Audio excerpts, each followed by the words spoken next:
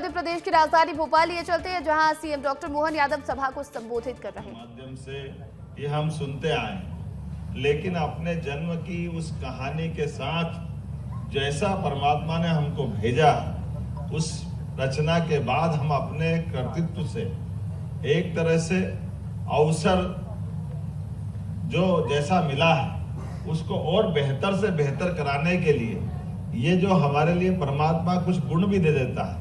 यही कारण है कि हमारे बीच ऐसे हजारों उदाहरण भरे पड़े हैं जिनके आधार पर हम आज देख करके सीख सकते हैं। सुकरात, सूरदास, कितने बड़े बड़े नाम हैं जिनकी अपनी विचारधारा के बलबूते पर कितना बड़ा नाम है। और सूरदास अभी अभी कुछ समय पहले फिल्मी गीतकार, संगीतकार, रचनाकार रविंद्र जैन क्या गाने लिखते हैं, क्या उनकी कल्पनाशीलता है। हमने अपने प्रदेश के अंदर भी इसी बात को देखते हुए, वैसे तो हमारे परम पूज्य चित्रकूट के स्वामी रामभद्राचार्य किसी भी ग्रंथ पे बात कर लो, रामायण, गीता, महाभारत, कोई उपनिषद, कोई भी वेद आप बोलो, उसका पंक्ति के साथ वो पेज नंबर, पंक्ति कहाँ किस संदर्भ में बात रखी। इसलिए राम जन्मभूमि का मामला का फैसला हुआ, उस फैसले में उनको भी गवाह करके, साक्ष्य करके उनको मौका मिला और उनने जिरह में भी अपना भाग लिया और अपने सभी प्रकार के तथ्यों के साथ हमारे अयोध्या के अंदर भगवान के जन्म स्थान के बारे में ठोस आधार दिए। मैं मान के चलता हूँ ऐसी इस व्यवस्था के आधार पर जब हम ये मान के चलते कि हमारे दिव्यांग भाई बहनों के लिए परमात्मा ने जो शरीर दिया है, एक तो अष्टावक्र का तो उदाहरण और ही सबसे ऊंचा है। और अष्टावक्र के बारे में तो मुझे लगता है मेडिकल साइंस भी आज दोबारा विचार करेगा कि क्या ऐसा हुआ है क्या। अष्टावक्र के पिता भी बहुत विद्वान थे, माता भी बहुत विद्वान थी।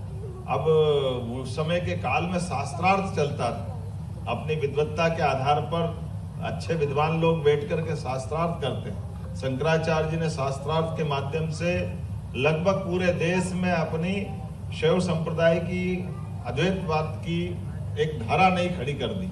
और ऐसे में हम अष्टावक्र का उदाहरण देखें, अष्टावक्र के उदाहरण में अपने पिता बहुत बड़े विद्वान हैं, लेकिन वो कोई बात कर रहे हैं कहीं अपने शास्त्रार्थ में, तो गर्भ में है बच्चा, लेकिन गर्भ से ही अपने पिता के साथ संवाद करके वो वहां पिता से भी बात कर रहा है। और एक नहीं, दो नहीं, 8 जगह गलतियां पकड़ करके पिता को वो अपने शास्त्रार्थ से हरा देता है। ये सुनने में, पढ़ने में अटपटा भले लगता है, लेकिन ये मान के चलो कि जिस प्रकार का आज नहीं तो कल बहुत सारी चीजें भविष्य में वो सही साबित होगी। जैसे अतीत के काल में पुष्पक विमान अगर 200-300 साल पहले कहते थे तो कभी कोई मानता नहीं था कोई पुष्पक विमान होगा। गीता के अंदर महाभारत के युद्ध में जो मैदान में नहीं रहे और वो धृतराष्ट्र को पूरा दृश्य दिखा दे, लेकिन आजकल विजुअल के माध्यम से जैसा हमारा सबका हमने ये सब चीजें देख रहे हैं, तो आधुनिक साइंस की दृष्टि से वो सारी बातें सिद्ध हो रही।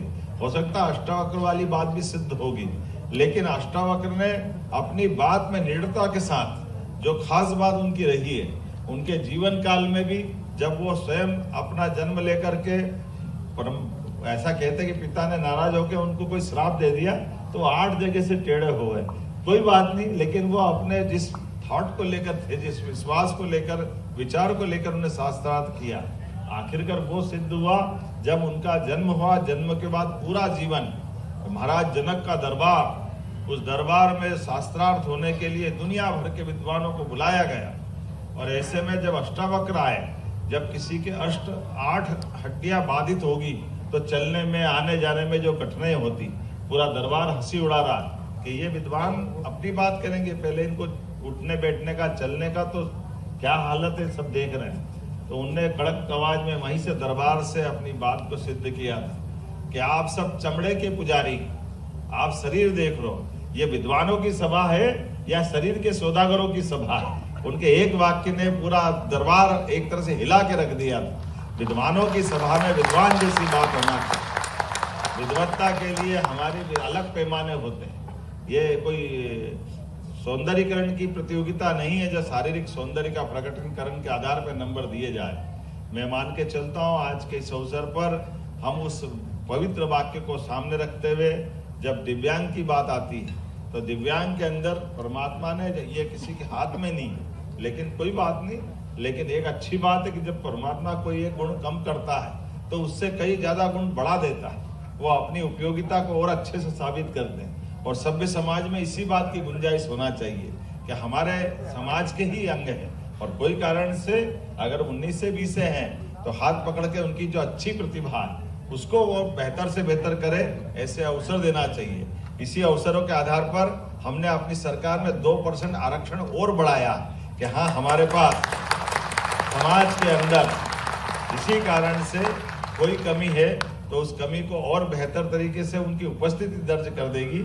हमारे लिए ये सौभाग्य की बात है, हमारी प्रकृति की ये विशेषता है कि हम तो सर्वे भवन्तु सुखिनः सर्वे सन्तु निरामया, जब सबकी सुख की कामना करते हैं। ऐसे में हमारे द्वारा कई प्रकार के और भी योजनाओं का सरकार के माध्यम से प्रयास प्रारंभ किया है कि हमारे अपने मित्रों की जिसके कारण से जिनको जिसकी जैसी आवश्यकता है सरकार की योजनाएं भी उस प्रकार की रहे जिससे उनको सबको लाभ मिले।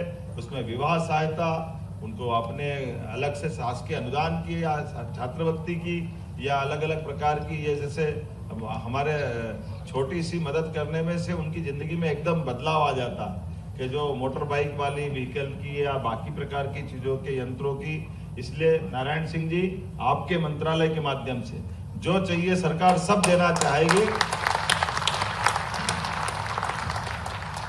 सरकार के पास अपने इस मामले में कोई कष्ट नहीं है, हमारी उदारता भी है और हमारी ड्यूटी भी है कि हम निश्चित रूप से इन सारे मामलों को संवेदनशील तरीके से, हमारे ही बच्चे हैं उनको कोई दिक्कत आए सरकार सबसे पहले उनकी मदद करने के लिए खड़ी है और इस प्रकार के सरकार की सेवाओं में लेकर भी सरकार गौरवान्वित होती है।